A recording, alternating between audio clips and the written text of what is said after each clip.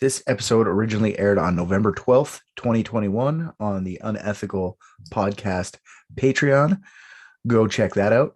Our client today is Beau Janssen, part of our Unethical family, wife of Christy Janssen. Not only did she marry perfectly, she's Australian. What a great combo. And hilarious. So go check her out. She's in more than 20 episodes of Unethical at this point. Celeste isolated some audio from me the other day, which was very damning. I think every 10 seconds we could record you, and then that would be damning audio. I've just never seen a more disgusting bag of dicks as the three dicks that are here. Oh, okay. Well, nice to see you too, Beau. I'm glad we made this appointment together today. Holy fuck. I am a connoisseur of the penis, and I could not think of anything worse than the three of you cockbags. Where the fuck did you get an actual pirate's chest? You know what? People usually find us charming, Beau. No, you are. You're so cute. Are you just here to berate us, or are you actually going to bring us something to fucking case? What's this giant fucking, what is this? What are you talking about? You're talking about my giant chest? Yeah, and by that I mean the wooden one I'm holding. Badunch. Yeah. No, I've got a giant chest of money. Do you want it? Yes, for sure. There's a catch. What's that? Okay, there's a woman, Paula Jean Welden. I need you to sort it out. I'm not going to give you any further details. I need you to use your big boy pants. And I see what you're saying, and I'm cool with that. But we have to kind of see what's in that chest, because I've been tricked a lot of times. If it's a fucking chest full of like dildos or something, I'm going to be very upset. It needs to actually be money this time, because these guys are getting frustrated with me. To be fair, that's a very valid fear. If I had a chest and I was walking around and someone said, "Can I see what's in your chest?" There is like a more than 50% chance it's a chest of dildos. So that's more than fine. You can have a look at it. Would you like to open it? Do you want me to? Here. Do you want me to open it? I'll open it. Okay. Yeah, you open it. You go for it. Holy fuck.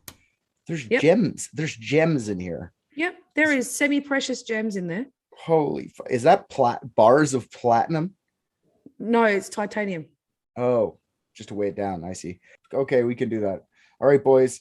Little does Beau know, I know everything about this case already. An elite team of private detectives. What if balloons are aliens? Maybe that's the key component we're missing. Cover-ups. John's guilty. Mysteries that need to be solved. Maybe Mormons need mountains. Richard, shut up. Wow. Did you guys see? Was there diamonds in that fucking chest? All right. So what we're doing today is solving the disappearance of a lady named Paula Jean Welden. Not Paula Dean, which would be a little different. I don't want to deal with that lady. Why not? Paula Jean. She looks like she's a little scary compared to me, Compared to you? Yeah. I can't deal with scary people. I wouldn't have thought of the term compared to. I don't know who's comparing. Are you a big cook? Compared to myself. No. Are you a big cook, or do you just say racial slurs a lot? Racial slurs? I would never. Ever? Well, I have. Well, now I'll compare you to What Paula year? Dean. What year did it drop off of your vocabulary? What year? What? 1998, I think, is when the last one finally fell off. I added my last one. When they found out OJ was innocent, I ended it fully. I'm not talking about the bad ones. None of the bad ones. Is there good racial slurs? I'm talking about white racial slurs that I can use because I'm a white man. Like honky, I use it all day. Cracker, get in here, cracker. Saltine American, I prefer. Saltine, yeah, that's less offensive. I don't like the less offensive ones. Cracker is the one I go with. All right, so Paula Jean Welden was born October 19th, 1928 in Stamford, Connecticut. She was the oldest of 3 sisters. Her father, and this is only for gets. I only put this part in for gets because I want to see if you know what this is, because I didn't. Her father was a well-known industrial engineer, architect, and designer working for Revere Copper and Brass. His name is William Archibald Welden. He invented many things, but his most famous thing that he invented is a piece of Art Deco, and it's called the Empire cocktail shakers or the Zephyr cocktail shakers. And I'm like, what the fuck? Why is that make someone famous? And they're just like cocktail things that look funny. Like, have you ever heard of these? You're a drinker. I'm not a drinker. I don't drink. You're from the future. I forgot. No, I have never heard of these things. Yeah, me neither. But anyways, he's a well-regarded, well-known man in his field. The blue-eyed, strawberry blonde Paula Jean graduated from Stanford High School in 1945 and headed to Bennington College in Vermont the year after. She was majoring in art, but some said she was dissatisfied with her major and was going to change it. She was very small. She was 5'5", 120 pounds. She had a vaccination scar on her thigh and a scar under her left eye. Those are the only features that they put in her missing poster. She had many interests, including, and this is an astronomical list of things to be interested in, I think, like to do on a regular, but I mean, she was 18. But she interests included swimming, biking, skating, hiking, camping, square dancing, playing the guitar, and botany. Like, I barely do any of those things. You don't partake in a little botany every now and then? I definitely know nothing about the weed I smoke, but I definitely smoke it. Wait, you say that. Is it legal there? Yeah. I feel like if Canadians were against smoking weed, America would already have legalized it. Well, hey, we got on the good side of that coin for once. You guys got like Hollywood and all the good Trump. comedian jobs and Trump.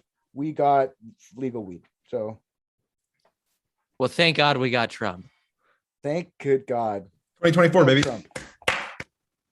2024. We're behind a Patreon paywall. That's the only reason I made that comment. It's now right-wing podcast. Not yet. I haven't Oh, heard you guys yet. Breitbart, here we come. He's gonna that just means that he's gonna brush off the racial slurs after decades. Yeah. Did I mention Paula Jean Welden was a neo-Nazi, and that's why we need to find her? No, I'm just kidding. Let's get Paula Dean's thoughts on that.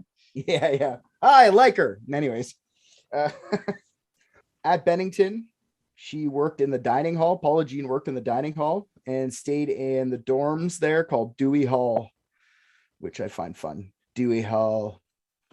On Saturday, December 1st, 1946, the sophomore Paula returned to Dewey Hall after working the breakfast and lunch shift and told her roommate Elizabeth Parker that she was going to go for a walk. Not where she was going. Keep that in mind. She just basically said, I'm going for a walk. She went and changed out of her work clothes and into her walking clothes. She had on a pair of jeans, a pair of lightweight sneakers, and she also slipped on her bright red parka that had a fur collar, and she headed out for her walk. Now, because of the bright red parka, she is sometimes referred to as the real life Little Red Riding Hood. It might be a were-dingo again. These all might get solved by were-dingos from now on. All right. There's a lot of fucking money in that briefcase. We have to think about this one a little bit more. Okay, but we'll definitely pencil in were-dingo up there, and then I'm in. Innocent until proven were-dingo. Yeah, exactly. So Paula was, like I said earlier, she was into hiking, and she heard of a place nearby called the Long Trail, and she wanted to hike that place for a while. She'd been talking about it with her friends. The Long Trail is just a hunting trail basically, and it was close enough to campus, but she had to get there by vehicle. It wasn't close enough to walk, really. I think it was about 15 kilometers. I don't know what that is in miles. I didn't look it up. 49. Sure. 108 miles away. Close enough. Nailed it. It runs the whole length of Vermont, all the way up to Canada. She also asked a few friends before she left work to go for a hike with her that day, but none of them wanted to go. So, or they had plans or whatever. So she decided to go out on her own, and she never actually told anybody where she was going. I got to hammer down that enough. All right. The clothes that she was wearing was okay for the 10 degrees Celsius weather, 50-degree Fahrenheit afternoon weather, but would have been inadequate for the cold Vermont December evening. That it was calling for sub-freezing weather that night. The weatherman wasn't wrong because I went and looked up the temperatures for that day. December 1st, 43, I think I said it was. And it was minus 13 degrees Celsius, which is 9 Fahrenheit. And it snowed a few centimeters that night, or inches, whatever. So she brought no extra clothes when she left. She didn't bring any supplies. She didn't bring any money. She actually left an uncashed check sent by her parents for living expenses, uncashed in her room, like sitting on her desk. It was for $10, but I mean, 1945 money, $10 was probably a lot. By all accounts, it looked like she was just going out for a walk in the afternoon. All right. She left at about 2:30 that afternoon. And like I said, the long trail was a drive away, and it was about 10-15 minute drive. And she didn't have a car. She was seen around 2:30 by an attendant of a gas station across the street from the college named Danny Fagan. I'm sorry. What? Could be Fagan. Yeah, maybe it could be. Could have been. Who knows? He said that she was walking down the driveway of the school dormitory area, and then she saw a gravelly knoll, like a little gravel pit thing they had, and she ran up it and then ran back down the gravelly thing and then headed down towards the highway to trying to get to the long trail. She needed to get there, so she went to hitchhike basically on the highway. To me, I still I know it's 1945 and hitchhiking's not really known to be crazy, but fuck, man, how do people not think that hitchhiking's scary? Like, do you guys ever hitchhike ever? Absolutely not. Oh, fuck no. No, I used to do a bit about it where I just didn't know. Like, I saw a hitchhiker in like 2018 and I had no idea anybody even considered the option anymore. Like, you just have to know when you go outside, like, yeah, this isn't gonna work. Abigail, No, do you pick them up at all? no, but I see them quite often. Just like sitting on the side of the road holding signs, not really holding a thumb out or anything, but Yeah, I see some hitchhikers from time to time, but not often. But this was normal back then. Little 18-year-old girl thought it was safe. Like, how do we wait till Ed Kemper raped and fucking killed people before we're like, you know what, maybe we shouldn't? Movies, I think, had more of an effect than serial killers. So Yeah, anyway. I mean, I just thought that what, like, I thought it was as fantastical as like dragons were. I'd never occurred to me that people actually fucking hitchhike as a form of travel. Yeah, It's so bizarre. Yep, so common back then. So weird to me. Anyway, so she got picked up about 50 minutes later by a guy named Lewis Knapp. When he stopped to pick her up, he told her to be careful because she almost slipped because she was like tripping when she got in the car. Paula told him she was heading for a hike at the Long Trail near the Glastonbury Mountain. And then for the rest of the 15-minute drive, it was silence, apparently. She just never said anything until she got out of the car, and she was just like, thanks for the ride, that kind of stuff. But she didn't really say much, which maybe is just shyness. But my point is, she wasn't scared of anything. She didn't look scared. She wasn't running away from anything. It was a calm, normal, kind of silent, shy girl drive. He dropped her off at his house, like at the driveway of his house, because it was nearby the Long Trail. It's about 3 kilometers from there. From there, there's like a gap in seeing her because their next confirmed sighting is approximately 4 o'clock on the trail. So about an hour of nothing really, but she made it to the trail, which is good. She run into Ernest Whitman and his 3 friends coming out of where she was going, like where she was hiking. They were coming the opposite way. She asked them how far the trail actually went. And Ernest told her about how it goes all the way to Canada, but he'd only gone the 5 miles today, but it goes all the way up to Canada. Ernest also mentioned like, hey, maybe if you're going to be out much longer, you should probably get some more clothes on because it's about to be nighttime. It's getting cold out there, you know? And she scoffed him off and she was like, I'm good. Don't worry about me. And then he left. Now there's a couple other sightings of Paula a little further up the trail, but a lot of them are unsubstantiated because there was another lady walking around the Long Trail the same night that kind of looked like Paula. And she was also wearing a big red parka, which is funny to me. She was just taller and she was wearing a parka, but she was also with her boyfriend. So a lot of people mistook seeing Paula that night for seeing this taller lady. There's a lot of confusion going on with that. So a lot of the stuff's unsubstantiated. There's only a couple real proven sightings of her. One of them's with that guy and his 3 buddies. Yeah, after that, she was never seen again. One of Paula's roommates noted that she hadn't come home that evening, but she just chalked that up to the fact that school is starting up again tomorrow. So Paula must be at the library studying. It was the Sunday after Thanksgiving weekend, I guess, for you guys.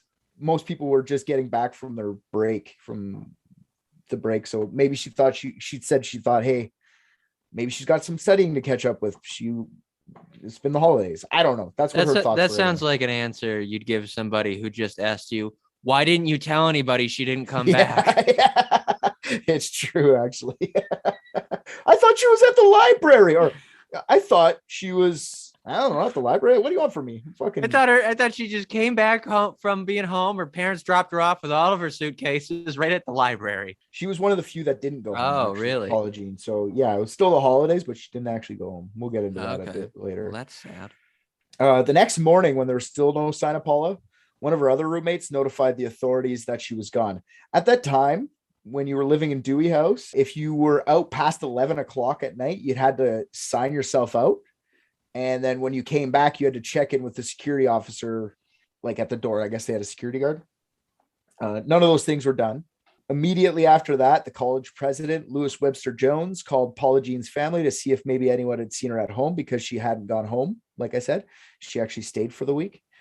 Nope. The parents hadn't seen her, actually. And the mother, hearing this news, was said to have collapsed when she heard of the news of her missing daughter. She's been gone for like 12 hours. Chill guy. W. Archibald, her father, Archie. I'm going to call him Archie. Okay. That's what we're going to do for the rest of the time. He actually got in his car and headed straight to campus. Before her dad showed up, a search of the campus was done. No sign of her anywhere on the insides of the campus or in any of the residential spaces. And then she failed to attend class the morning too. And then once that happened, they were super high alert. She said maybe she stayed out somewhere. But then once she didn't show up to class, she was a very studious young lady. When that didn't happen, Mary Garrett, director of admissions for Bennington, notified William Taffers Jerome Jr., the Bennington County State Attorney. The then County Sheriff Clyde Peck was brought in to help with the search of Travers. The reason I'm bringing up these guys' names at all is because at that time, there was no Vermont State Police. Like, they didn't have a state police force. All they had was a state's attorney guy, an investigator, and a sheriff. That's what you got, these guys. Okay. So that being said, they didn't really have the resources to pull in a search party quickly.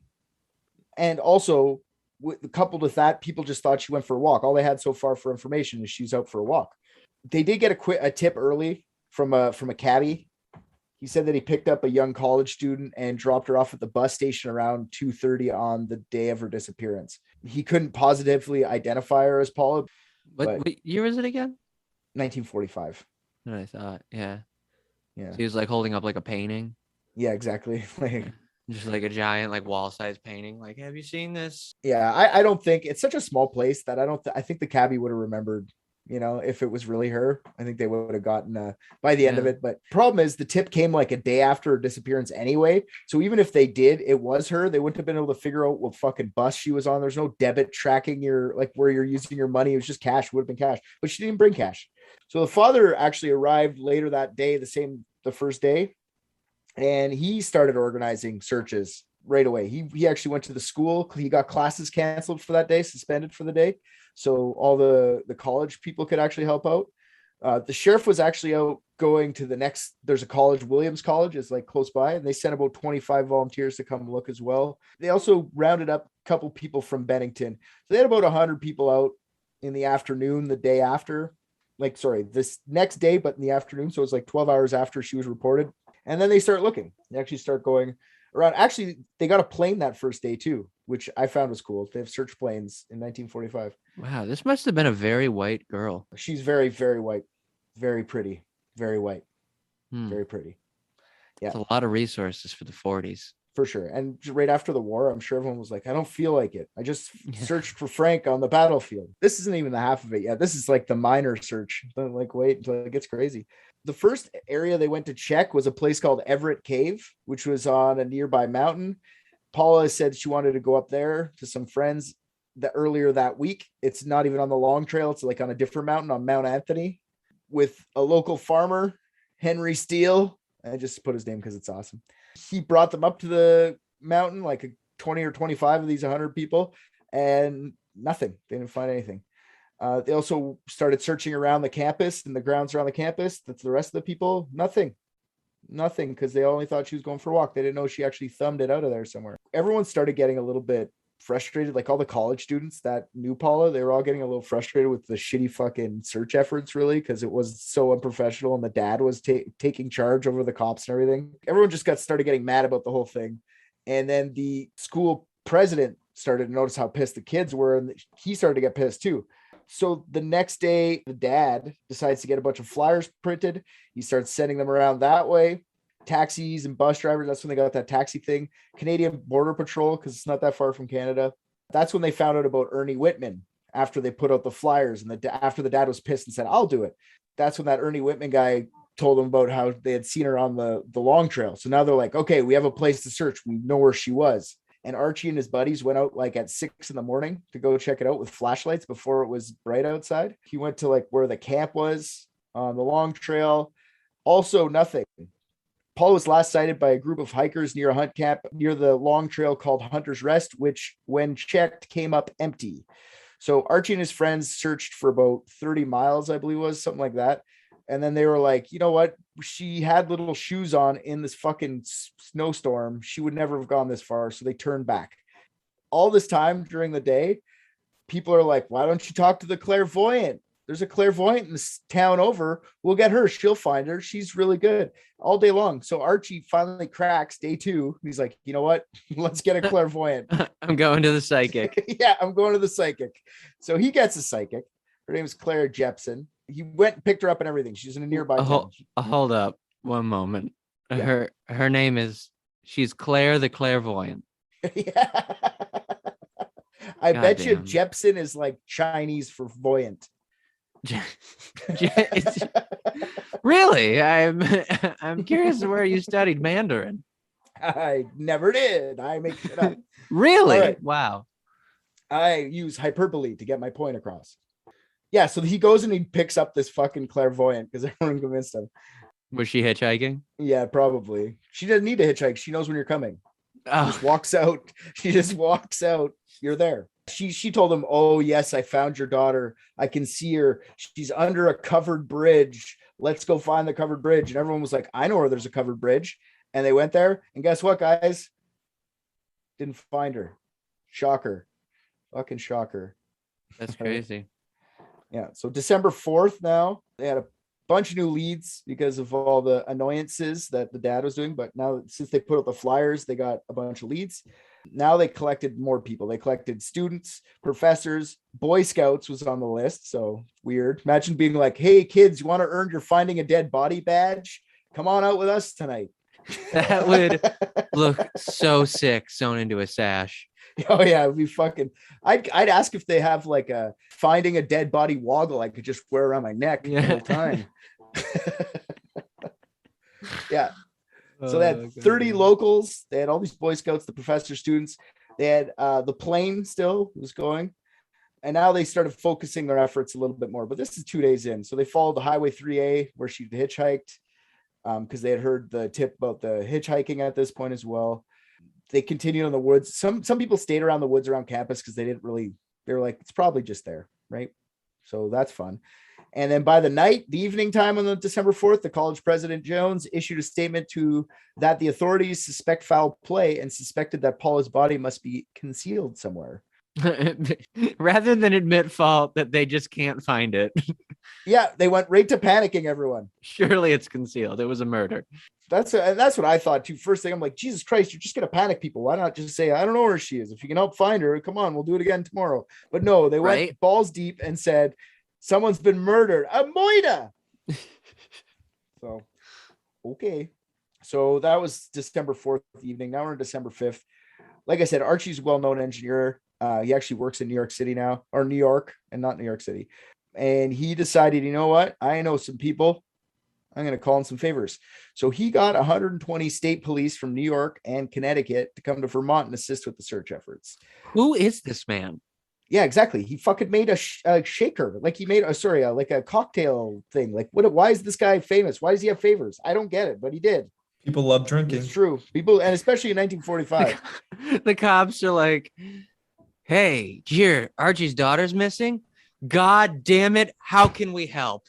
I have Yeah. 6 of those cocktail shakers on my shelf. I will lay my life down for this man. Yeah, I know. I honestly, it's outrageous to me because look what he does. Imagine me and you went to the state police and we're like, we need you to help us out. They'd be like, get out of here, stoner. Oh, 100%. With this guy. So he also gets Connecticut to send a detective, Robert Rundle, and a police woman. They didn't want to call her a detective, but let's call her a detective. It was 1945. It was Detective Dorothy Scoville. I keep saying police woman. Let her be a detective. She was out there detecting. Their job was to go through all the leads and interview all the people who may or not have seen Paula Jean. Now, this stepped up the search efforts. This made it actually viable to look around for. When after this was all said and done, Archie collected nearly 500 volunteers to come look for her. So he God damn. 5 times it in a day just using his alcohol shaker money. Fuck. Yeah, and he rousted up 4 more planes. There was 5 search planes flying around. Crazy. So nuts. She was so white. She was so white, guys. Yes. Yeah, she was 5 search plane white. 5 search planes. They searched the Long Trail very thoroughly this time. But what they did to do this is they each filled their pockets with confetti. And as they walked, they just threw confetti on the ground to be like, we already searched there. Already searched there. Already searched there. Well, that makes sense. It was a party. Yeah, exactly. Confetti. I brought some glitter and macaroni and glue too. I don't know how it'll help, but maybe it'll lighten the mood. The Boy Scouts can put it on her body when they find it. Confetti fucking badge. You don't get your dead body sash today, guys, but we got your confetti badge. Yay! Oh, right. goddamn. So now they went methodically searched all areas, including the Long Trail, campus trails, and anywhere they had looked already, basically. With the investigation skills of Rundle and Scoville, there was many tips that came in, but there was a lot of junk tips that I didn't really like, a lot of white rabbits, as they call them. I feel like you're using gay slang here. No, it's straight slang, dude. Yeah. Straight Junk up. Straight. tips, white rabbits. White rabbit is basically like a lead that goes nowhere. Sounds like stuff you want to stuff in your mouth. Yeah, no, a white rabbit's basically like a tip that goes nowhere. It's like it's a thing. A tip, the day that they were searching around like that, a tip came in from a waitress in Fall River, Massachusetts. Her name was Aura Telletier. All right. She said that she served a disturbed woman she swore looked like Paula. I don't know what disturbed means. It's 1945 talk, so it means like she was talking back to her man, or like she paid the bill, she was disturbed, or something to that extent. I don't know what disturbed means, but yes. She took her jacket off without curtsying. Yeah, exactly. Ooh, that woman's a devil, I tell you. A disturbed whore. Yeah. Yeah, it was about 9:30 at night on Monday, the day after the disappearance. And she had been eating with another man who was approximately 25 years old. She was 18 at the time, just so everyone remembers that. A little bit older than her. He had a very heavy build, and he was about 5'8". Now, apparently he was very, very drunk, and he was very abusive to Paula, which I don't know what that means either. What does abusive mean for 1945 talk? Tried to think of it like, I don't know, yelling at her? Beating her head against the table. Yeah, they're like, should have hit her harder, you pussy. Anyways. Sir, if you don't stop that right now, I'm going to have to ask you to leave. Yeah, just that. When he went to the counter to pay, Paula called over the waitress and asked her where they were and how far Bennington was. And she also told the waitress that she needed to get there. The girl, Paula, seemed dazed but not intoxicated. That was the end of it. I guess the guy came back and took her and they left, never to be seen again. But soon after they got that tip, Paula's father, he actually left the search group for 36 hours to investigate this lead by himself. He says later on, it's kind of weird that he fucks off for like 36 hours, I find. But he says later on that he was heading to the FBI to go inform them of what's going on and to go follow up with the waitress. So he spent 24 hours at the FBI and 12 hours. I don't know. Anyways, he went there, came back. There's other leads, like I said, people just saying that someone who fit Paula's description bought bus tickets or was like seen in a washroom somewhere. Nothing that really led anywhere. By the end of December 5th, campus president Jones this time held a press conference, and he announced that the search of the Long Trail was over and the searchers have done all they could. So he went from like, she's been murdered out there somewhere to like, she's not there. We're good. Well, they had to end the search party because at the same time 11 Boy Scouts had gone missing, so they had to restart another search party. Yeah, that's the next podcast. Yeah. And Where are the boys? Ironically, they sent more Boy Scouts after them, just creating a vicious cycle. It's just a Boy Scout eating fucking forest. Yeah. Is there a conspiracy? Is there a conspiracy in this one, or is there just missing people? There's a missing girl, and there's some theories as to where she went and what's going on. Yeah, there's some weird conspiracy shit to this. Yes, for sure. We'll get to that part though. After the campus president went up there and said, "Nothing to see here anymore. We searched." Archie followed up, and he told the reporters that he was satisfied with how the search was handled, and that he and the searchers believed that his daughter was not in the area. He kept insisting that she had a crush on a boy, and I don't know if this is why she didn't go home for Thanksgiving, but we'll get into that. Like, he was like convinced someone took her away, and he was saying it a lot. Okay. But they called off the search on December 5th, but they still had volunteers looking for Paula for the next couple of weeks. A $500 reward is offered for information leading to the location of Paula. More leads did come in, but nothing worth mentioning again. All run down by the detectives and found to be nothing. So the last person to see Paula alive was a guy named Fred Gadet. Fred was a lumberjack and hunter who lived in a shack near the Long Trail. This is around 4:30 in the afternoon after she had run into the hikers. Yeah, after 2 weeks of searching and nothing, Archie goes back to New York. The search kept up in and around the Long Trail for the next month. Still no trace of Paula. Within 7 months, though, of Paula Jean's disappearance, Archie had petitioned the Vermont State Legislature to create a Vermont State Police Department. And that's why we have one now. It's because of Paula Jean. Or they. I don't have a Vermont State Police, but Vermont does. Sounds more like Archie. That man is unstoppable. He is a force. From what I've read, he's pushing lots of people. Good Lord. To get his shit done. 11 planes, 9,000 police officers, not enough police officers, just created an entire department of police in a state. Yeah. A year after Paula disappeared, Detective Almo Francioni told the Bridgeport Telegram, "I don't think we ever had a good clue." Now, I don't think that's true. We'll talk about that in a bit. But when the snow melted in the spring, Archie organized another search party for 2 days with still no signs of Paula Jean because, like I said, it snowed the night she went missing. So when shit snows over, it's harder to see any disturbance or anything like that, right? So that probably made it a little harder. Then the case went cold for years. But 13 years after the initial disappearance, an unidentified skeleton was found around the area Paula was said to have gone missing. Everyone was excited. That drummed up a lot of... were they excited? Yeah, they were. They thought Paula was finally found. And there's going to be a skeleton. There's going to be a skeleton. Vermont, they didn't have police. I'm sure they never have skeletons. It's not New York City where there's skeletons every day.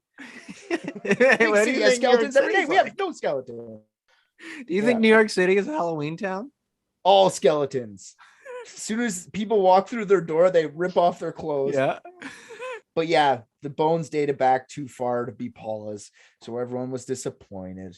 All they got was a skeleton. Did the Boy Scouts get a badge at least? The Boy Scouts got their skeleton badge. Yes. Nice. So let's bang through the theories here. There's a bunch on this one. Okay. I did give all the information for everything because it's more fun to tell you during the theories. But do you guys have any theories starting off right off the bat here? I think she ran away from her dad. Fuck if I know. I mean, this one I'm just confused as to what I'm solving. Well, where she is, what happened to her? Come on. We have a She's fucking dead. briefcase of money. Maybe she's dead. Maybe not. She was 18 in 1946. If she's not dead now, I don't fucking know. Oh, yeah. Now, yes, for sure. She probably. What if that was the exact turning point in human history in which hitchhiking went out of fashion, and she's still trying to hitchhike to this day, but everyone just ignores her. Everyone just fuck you. It's just like a 94-year-old woman hitchhiking down. That's kind of fun. I hope it's that. I hope she's out there hitchhiking on the long trail, not realizing people don't use it anymore. Okay, well, let's do some theories then. First theory the cops had right off the bat was that Paula died on the gravelly knoll.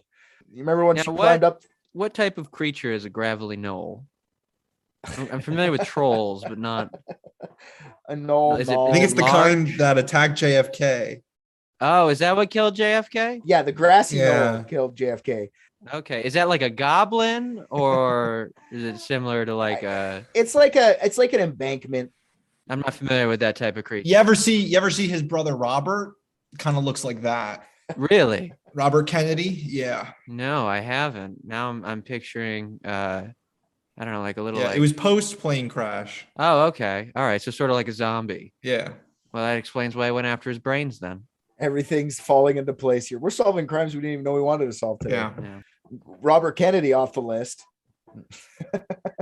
All right. Yeah, so they initially thought that she might have died at the knoll. And remember when I told you about that? She ran up it and then ran down it for whatever reason and then went.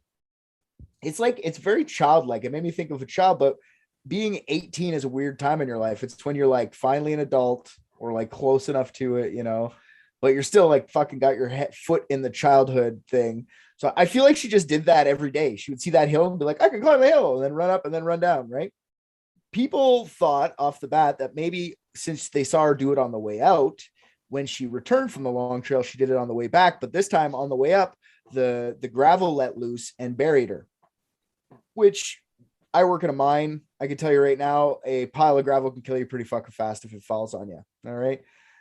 It's not an outrageous thought to have had, but they bulldozed the fuck out of it. She wasn't in there. So pretty much not the thing, but maybe she was further deeper, you know, who knows? I don't think so, but that was the original first theory. She died from being a child as an adult. What do you think of that? Kind of stupid. Okay. Hey, Rick, I'm forwarding an image. I think it might help with the investigation here. Will you share it to your screen? Oh, sure. Okay, so this is a knoll. As you can see, it's very canine and human in nature. It kind of looks like a were-dingo, you fucking asshole. Yeah, I believe it's more of a were-hyena. It's very popular in the documentary series Dungeons and Dragons. So I've never heard this thing speak, but if I were to, I'd imagine its voice is very gravelly. So I don't know. You guys make your own conclusion with that. Okay. Well, I'll add it to the theory list. It's on the theory list now. Okay. So far we have die by gravel, and the second one we have die by gravelly voice Gnoll. Gravelly Gnoll, gravelly voice Gnoll. Okay. Mm-hmm. Okay. I like it. It is kind of scary. This thing, I'm familiar. I knew what you were doing earlier. I just went past it, but I agree that a Gnoll would fuck up little strawberry blonde Paula Jean. No problem. I mean, it has thumbs and teeth. So I don't know though. I mean, if she braided her hair, I feel like she kind of looks like this thing. Okay. All right. Yeah. I mean, I see it too. So maybe she could be the were creature. I'm not saying every mystery has to end in were creature, but it's very suspicious that one of them is teeth. Look at the teeth. Literally spitting image. It was literally brought up in the story. Okay. Well, it's not sure. I will hear out other theories. I'm throwing it in the theory pile. I have no problems doing that. I am actually very cool with I'm going with whichever theory this episode does not require me to explain anything. So RJ, I'm on board right now. Thank you. That means a lot. You usually figure everything out. So What is I'm so confused about how this one's even. This is just some girl went missing. I don't know what I'm solving. Don't wander into the woods and run around the knolls. I don't know. I'm no longer confused. Second theory, third theory, my fault, is that she just died in the woods. Okay. She went missing in a Vermont December, and she probably wouldn't have made the long trail before 3:00. Sunset for that day was 4:13. This gives her about an hour of daylight before it becomes extra dangerous to be walking around the woods. Wow. Yeah. Why do you think that is? No. But if she wasn't a Gnoll, she could have just frozen to death in the woods. Everyone thinks like it's super easy to find someone in the woods like that. But like I said, it snowed. So it blanketed everything. It made it hard to find any disturbances at all. And if she wasn't dressed properly or have any supplies, she probably would have been cold. So she probably would have like found a smaller area to keep warm in, somewhere to hide, something to hide under or between or underneath. Right. As much searching as they didn't really find anything within the first couple hours. Usually when someone goes missing, the first 48 is the best time to be looking. After that, pretty much statistics go that you're not going to find them. This theory is the most likely, but it's the least fun. So I don't like it. So I'm going to go fuck that theory. Right. But there is many holes to this theory anyway. Just because it's likely doesn't mean it's what happened. There was no evidence at all found of her disappearance. They didn't find, like, if she was underneath a rock or like in a tree stump or underneath something somewhere and she died that way, maybe she froze that day and then the animals weren't interested. They couldn't smell her, but they would have found parts of her clothes eventually, or a shoe or something. Nothing was ever found in the woods out there. I think you're overestimating the searching ability of a group of Boy Scouts. That's true. But Archie, like you said, Archie got some shit done. So I'm sure the two guys that he always had with him fucking searching were doing a good job. You're right, though. 500 people means nothing. And it's thick Vermont woods with the planes flying over. You wouldn't have been able to see much. But I feel like just a scrap of clothes, if it was animals and it wasn't purposeful, something would have been there. Mm-hmm. All right. It's the most likely, but I don't like it. So fuck that one. All right. That's what I say to that. I'm still on were-Gnoll territory right now. Or I guess just Gnoll. That one. Anybody got anything to say about that? Ricky seems to think that's the one already right off the bat. He's shaking his head no because he agrees with the. I have nothing else to add. I'm aware that this girl went missing, and at this point, I think she's dead. Yeah, me too. Bold assumption. Yeah. Now the next theory kind of is her dad's theory that she ran away with a boyfriend. Her dad kept insisting that she ran off with her boyfriend and she started a new life somewhere else under an assumed name, which in 1945 you could easily do. Nowadays you can't really. Oh shit, maybe her dad killed her though. So the theory went that she went to the long trail with nothing and met up with her boyfriend out there. She kind of like faked her disappearance, got in a car with the 5'8" fat guy who was her boyfriend. Apparently the guy was abusive from the diner, that guy. And that's why Archie went to go find her. He figured out that she was missing and then he just came back. Fuck it. That was her. And she's off with her boyfriend. I don't know. Like, you want to go run away and make a new life? You'd bring $20 with you if you had it. You know, you'd bring something. You'd bring a couple pairs of clothes. Maybe not though. Maybe this boyfriend was just like, don't worry, don't bring anything. So they think you're missing. I don't know. It is out there. And it is the thought that especially her dad had. I just sent you a picture of her boyfriend. I know. He was very ahead of his time with the haircut, though. I agree. Where's this going, Richard? Where do you think? DeviantArt.com? You're right. I didn't think that, but I'm turned on by a weird half hyena, half woman. So I don't know what to say now. Half woman. He just has a narrow waist. It's called androgyny. Please don't disrespect Paula Dean's boyfriend. Old man. He's a non-binary Gnoll. Oh, sure. Boomer. Okay, boomer. All right. Next theory is that Archie's involved. Her father became a suspect in this actually at a certain point. When he disappeared for the 36 hours, the cops all thought it was weird. They started looking into what the fuck he was actually doing. And during the whole investigation, Archie just kept hammering down that Paula had a boy she had a crush on, and that had something to do with her disappearance. I'm sure of it. And he said it like there's no evidence of any of that, really. No one even said that she had a boyfriend or she was talking to guys at all. But when the cops started asking about the dad when he was away, they were starting to find out that the whole home life situation with them wasn't as idyllic as the dad made it out to be. He wasn't the greatest of parents. believe it or not. He's the guy who made alcohol shakers for World War II veterans. I'm sure he was a great guy. I don't know. There's really no evidence that the dad did anything except for when he disappeared. So it's really hard. I don't think he would be putting that much effort into finding her unless he was that good, like that smart to know, like if I fucking hammer down, try to find her, get call him as many favors as I can, it's going to take the heat off of me, which it would. I don't know. Plus she was in a fight with him from Thanksgiving for whatever reason, because she didn't go home. They didn't live far away.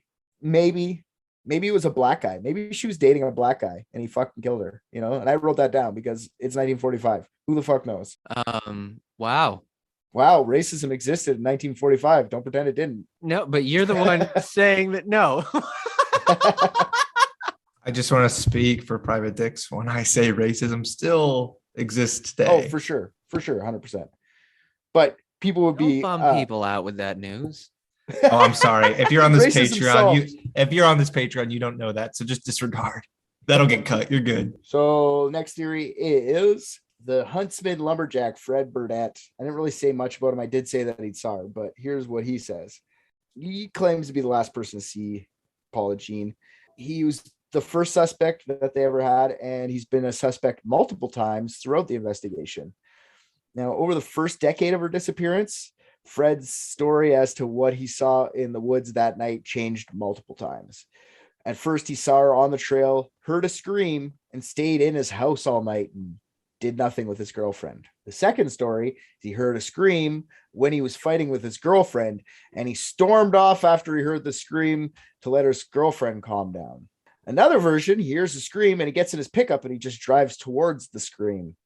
He changed things so drastically that it's like, dude, you're a shitty liar, or no, you're just either a shitty liar or you're just a shitty liar. Overall, you're either lying about doing it or lying about seeing her. You're just a shitty liar.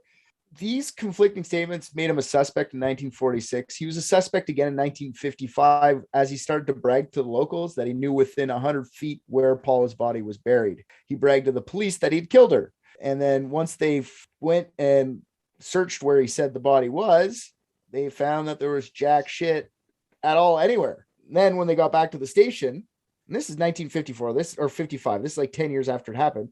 So when they get back to the station, he goes, yeah, I made that up. I was lying. I made it up for attention. So the cops were like, okay, I guess. And then a couple weeks later, he's at the bar hammered, telling everyone he killed her. They don't really have any evidence that he killed her at all. And he doesn't really have a thick record. It's not like he's got a history of violence. He just seems to be some weird hermit guy. There are theories that this guy is like a bootlegger, or was a bootlegger, or a smuggler or whatever. And he was going up and down the long trail, bringing whatever up into Canada. And maybe Paula Jean saw what he was doing and then he fucking killed her. But there was no body, like I said, no evidence. And there was no evidence of a crime ever actually occurring. So Fred was never actually formally charged. Fred's a big one. It seems weird that he'd make up stories 10 years later about this, saying he killed her or whatever. What do you guys think of Fred? I think every male in that town is a suspect. Mm-hmm. Even especially the Boy Scouts. They had the most to cover up. Oh, I didn't even think of them doing it. Maybe that's why they were so ineffective. They wanted to get their murder badge and their cover-up badge. Most of the time, the Boy Scouts find the body. We know this. This is history. True. Very true. Yeah, could be. There's a bigger theory that goes along with this, and it kind of involves Fred. So I kind of separated it into itself, into its own category. But I would say if it is, it's Fred. But there's been a lot of talk during that time period when she went missing over the next decade or so that there was actually a serial killer on the loose in and around that area. Many people gone missing in that area, and the few years before and after Paula disappeared. The first person that went missing was Mitty Rivers. So he would bring people at 74 hunting on the Long Trail, and he went missing. And after a big search, not as big as Paula's search, there was nothing. They never found him. This was a year before Paula went missing. 3 years to the day after Paula's disappearance, James E. Tedford disappeared from a bus that was departing from Bennington. And then in 1950, which was 5 years after her disappearance, 8-year-old Paul Jepson went missing in the same area where Paula disappeared while his mother was distracted tending to her pig. And I just realized now, as I'm reading the script, that Paul Jeppson has the same name as Clara Jeppson, the clairvoyant. I wonder if there was a connection there. I didn't even think of that. Ooh. But the little 8-year-old was never found either. Okay. 2 weeks after the kid, Frida Langer went missing. Another giant search party comes up with nothing. So there's been a long-standing theory that there's been a serial killer actually hunting those areas, because it died down. The missing thing died down a couple of years later.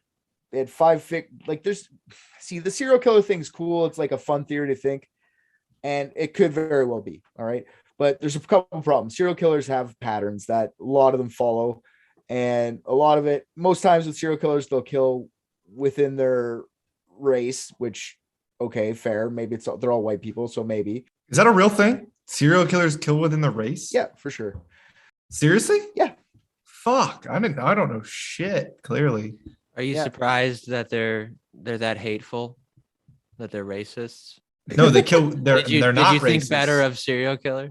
No, they're not racist. They're not racist. Well, I guess it depends on their motivation to be killing their own race. Is it like, but is that okay? Wait a minute. God, I hate other white people, or is it like I won't dirty my hands with? Is that more though crime of opportunity, because like you usually live around the same people, you know what I mean, like communities and shit like that, based on like years and years of oppression and shit like that? Is that less about like serial killers are just like, I'm white, I gotta kill a white dude, I like white meat, you know what I mean? Like that went further than I thought it was going to. I was trying to get RJ to laugh and it worked. I don't know. It's a thing. White mate. RJ's sending weird fucking hyena porn in the chat. That's part of an investigation. I'm collecting evidence. No, put it this way. It's a stat, and it's not 100% of the time, but it is most of the time. So, and there's also the whole, like, if you're a serial killer of children, typically you just kill children, or typically you just kill young white women, typically you just kill old people. Children, serial killers killing children. Serial killer who kills children. I'm all cool with a serial killer that like sticks to their vice. But I didn't know that it was a real statistic that like, if I'm white, I have to kill white people. Well, you don't have to do anything. It's just a stat. But I mean, the stats show that most people do that. You could kill whoever you want, Rick. But what I want to know, are you upset that you've killed people overseas with your? He is. It's predominantly brown people with missiles, and he's. Oh no, I've been breaking the law by going outside my race. That just means I'm not a serial killer. Oh, yeah, oh, that's hey. Not a serial killer. I only kill people who don't look like me. Yeah, I'm in the clear. I'm in the fucking clear. Yeah. No, all right. Continue. Like I'm still. I don't get it. It's okay. Serial killers just have patterns. Okay, and there's no patterns going on with this. It's all over the fucking map. There's a couple patterns. The one pattern would be like no body's ever found. That's a part of a pattern. Like they would be very fucking good at that if that was. What if it's not a serial killer? It's just a cannibal. It could be like someone who lives, a wild man who lives in the bush and just eats fucking whoever comes his way. The big bad wolf coming after Little Red Riding Hood. You see where I was going with that thing, didn't you? Mm-hmm. Maybe that's the killer's MO. It's a bunch of old, young, middle-aged, all over the map with the ages. So it's just weird to me, but I mean, it could be. So the last theory, which is the most fun one, and it's not really a theory, but it's kind of, I'm going to say it's a theory. The area where Paula went missing is near a town called Glastonbury. It's a ghost town. Okay. And the area around Glastonbury in like a triangle formation is what is a place dubbed by Vermont author Joseph A. Citro as the Bennington Triangle, much like the Bermuda Triangle, but it's in a wooded area in Vermont where weird shit goes down. I don't know if you guys know what the Bermuda Triangle is, but it's like a place that in the ocean that goes from like Florida to Puerto Rico and up north in the Pacific. Mm-hmm. And coincidentally, that triangle in the Bear Ocean is just as populated as that triangle in Vermont. Essentially, except for there's one wild hyena killing people, apparently.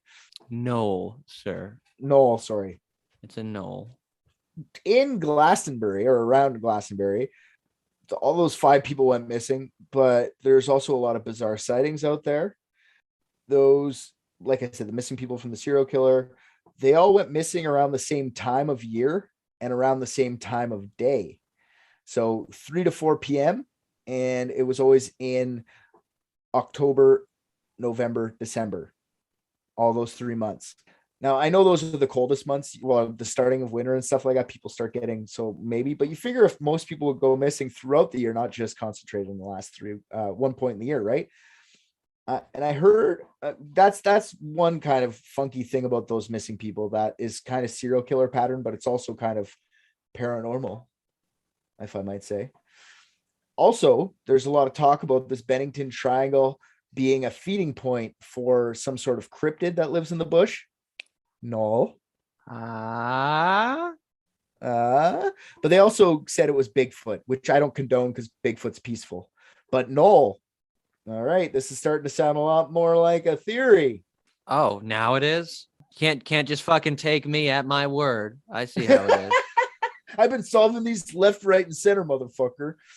Yeah, it's not my fault. It's always some kind of animal-human hybrid. That's true. Or, since the Bennington Triangle, there's been a shit ton of sightings of UFOs in that area as well. Now, remember when I told you this James Tedford went missing on the bus? He legitimately went missing on a bus. He was on the bus 1 minute, and the bus driver looked up. He was off the bus. No one had gotten off the bus. So he legitimately disappeared from inside of a bus. When did this happen? 1950. After Tesla died, just so you know. After they had already had UFOs out there from Tesla. So a lot of these things have been chalked up to UFOs coming and abducting people as well. So I brought it to Aliens again. I did it. I'm great. To this day, they still have weird happenings and reports up in the Bennington Triangle area.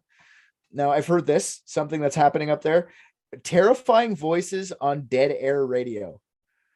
So they'll just have a radio on and just like, come and get it, or whatever the fuck they're saying.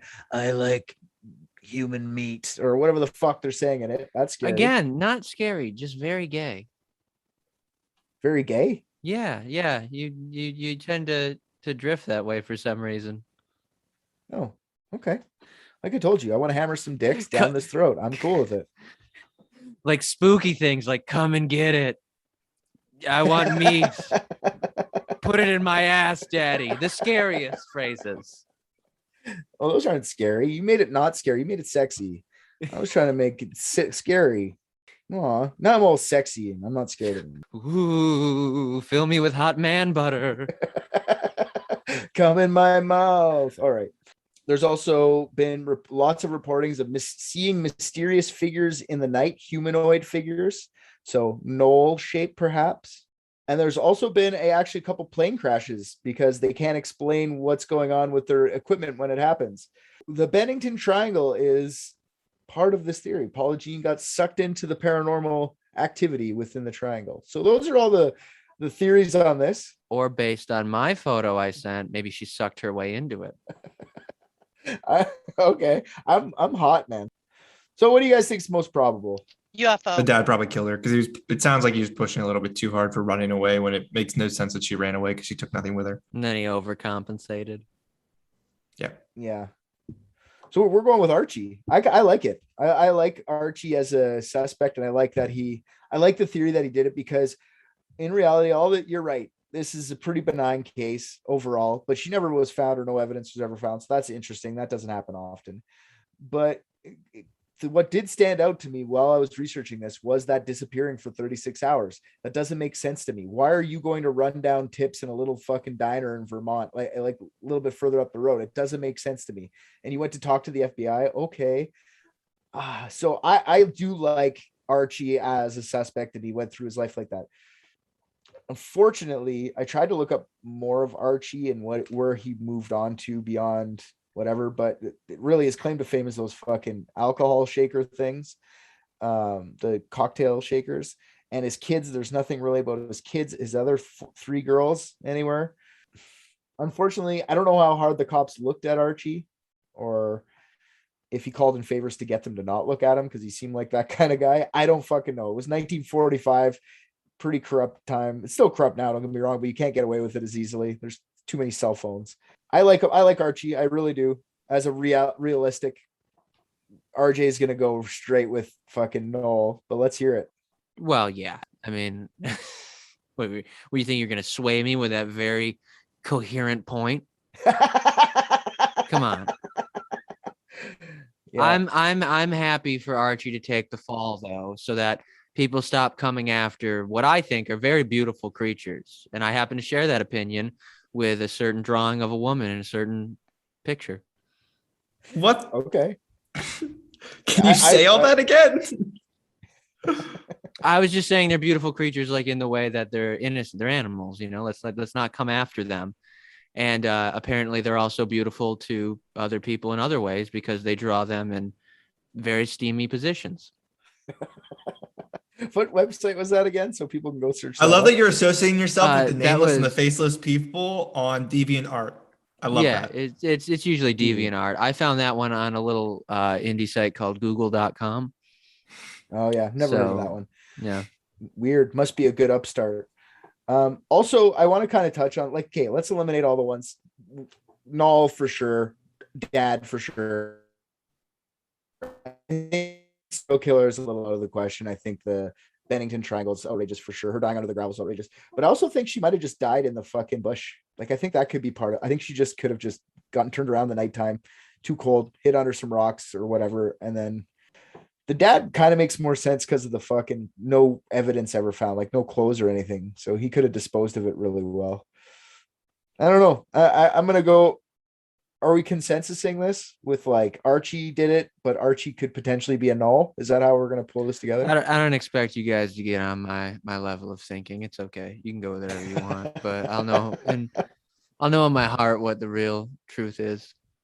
I feel like I gotta go with RJ on this one. Well, we're going Gnoll. Oh, well, Okay. I gotta say, I'm not surprised, but I'm all the same glad you guys saw reason. Okay, I'll go Gnoll. I just want money, gems. I don't want to lose it. So we need this. Well, what do you think will get us the money? If you're comfortable sacrificing the truth for money, Richard, that's fine. I understand. Not everybody has morals. I gave all the theories, so we're going with Gnoll. Everyone who listened got the whole story, basically. So Knowles will be fun. And Beau, she's from Australia, so she's not going to be smart enough to understand it might not be a Gnoll. You know what I mean? Okay. That's true. Yeah, so Abigail, can you like set up an appointment for ASAP? Me? Absolutely. Absolutely. Good. I noticed you've been picking up the phone lately, so good for you. You're learning your job. Yep, figured that out. She's only picking it up. She's not answering it. She's not even saying hello. She just picks. What do I do now? Private dicks. Oh, there you go. That's pretty good. Not bad at all. I'll give her a call and let her know that you've got a solution for her.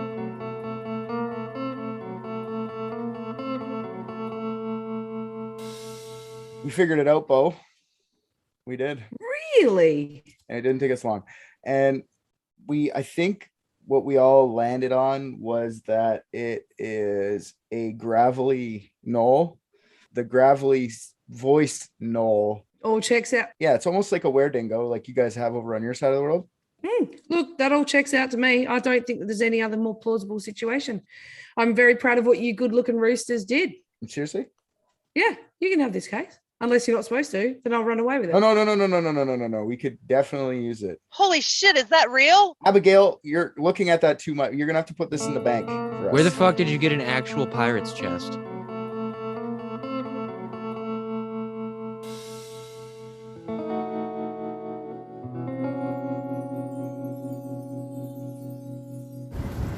I just watched Private Dicks and I think RJ's the funniest. What? Come on. The promo we're playing today is from my good friend Leroy Luna's podcast. Excuse me, that's illegal. Go check that out wherever you can. He's great guy. Always been very supportive of both Unethical and Private Dicks. He's one hell of a guy, and I hope to get him on both our podcasts very soon. So if you're an illegalite out there and you're listening to this, tell Leroy you want him on the show. You want him to be on Private Dicks and on Unethical. Go bug him. Illegalites unite. Oh, hey there. You like true crime stories, right? Yeah, I know, who doesn't? But I gotta admit, after a while, all those stories of murder and heartache, well, they tend to go straight to my hips. So that's why I, Leroy Luna, have created a podcast called Excuse Me, That's Illegal, where we'll take a hardcore look at some softcore crimes. No TED Talks on Bundy here. The letters BTK won't be coming from these lips. Unless he had a brother that used to steal library books. Suppose I'd be willing to go balls deep into that one if that were the case. Anyways, you'll hear stories such as the Mad Pooper, a female jogger who wreaked havoc in a Colorado Springs neighborhood, using one family's front yard as her own personal dumping grounds. If this kind of content sounds like it's up your alley, Excuse Me, That's Illegal is available right now on all your favorite podcatchers. So come join me. I'll be right here waiting for you. Hey there, all you private dickheads. That's probably not the name we're gonna stick with. Anyways, RJ here. I am here to tell you thank you for listening to another episode of Private Dicks. If you liked what you heard, go on Apple Podcasts, Spotify, anywhere they take your reviews, drop us 5 stars, say something nice. Also, what you just heard was from last season.